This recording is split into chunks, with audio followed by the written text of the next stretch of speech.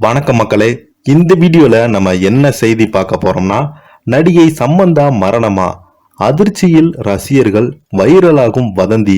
வாங்க என்ன தகவல் என்ன செய்தின்னு இந்த வீடியோல முழுமையாக பார்த்து தெரிஞ்சுக்கலாம். அதுக்கு முன்னாடி நம்ம சேனலை சப்ஸ்கிரைப் பண்ணாதவங்க எல்லாம் சப்ஸ்கிரைப் பண்ணிக்கோங்க.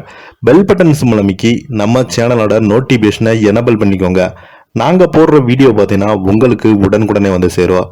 விவகாரத்தானாலும் அதை மறைக்காத சம்மந்தா அவரே போட்டிருக்கும் பதிவை பாருங்க. சம்மந்தா மயோட்டிஸ் என்னும் தோல் வியாதியால் பாதிக்கப்பட்டு அதனை அடுத்து சினிமாவிலிருந்து பிரேக் எடுத்து அவங்க சகுந்தலம் படம் மூலம் ரீஎன்ட்ரி கொடுத்தாங்க. அடுத்ததாக குசி படத்தில் நடித்தாங்க.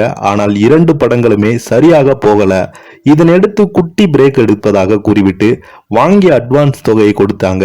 தற்போது மீண்டும் சினிமாவில் நடிக்க ஆரம்பித்திருக்காங்க. இந்த சூழல்ல அவங்க சமூக வலைதளங்களில் போட்டிருக்கும் பதிவுதான் இணையதளத்தில் அதிகமாக வைரலாகி வருகிறது. சென்னை பல்லாவரத்தைச் சேர்ந்த சம்மந்தா தமிழ்ல அறிமுகமாகி சூர்யா, விக்ரம், விஜய் என பல முன்னணி நடிகர் ஹீரோக்களுடன் ஜோடியாக சேர்ந்து நடித்து அவங்க தெலுங்குல நடிக்க ஆரம்பித்தாங்க.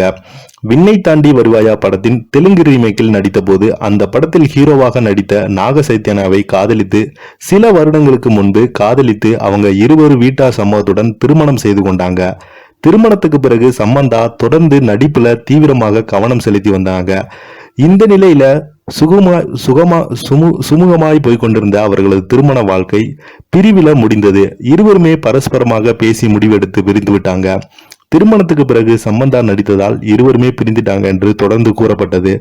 ஆனால் எதற்காக பிரிந்தோம் என்பதை இருவருமே வெளியில் சொல்லல. திருமண உறவிலிருந்து வெளியேறிய சம்மந்தா அதனை தொடர்ந்து முன்னபோது இல்லாத அளவுக்கு கவர்ச்சி காண்பித்து நடிக்க ஆரம்பித்தாங்க.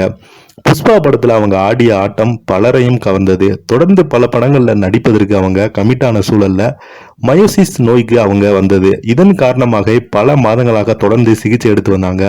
ஒரு வழியாக நோயிலிருந்து மீண்டு வந்த அவங்க சகுந்தலம் படத்தின் மூலம் ரீஎன்ட்ரி கொடுத்தாங்க. ஆனால் அந்த படம் படுதோல்வி அடைந்தது. அவரது கரியரிலே மோசமான தோல்வி படமாக அந்த படம் அடைந்தது. இந்த நிலையில பாத்தீங்கன்னா சகுந்தலம் படத்துக்கு பிறகு விஜய் தேவர்கொண்டாவுடன் குசி படத்துல நடிச்சாங்க.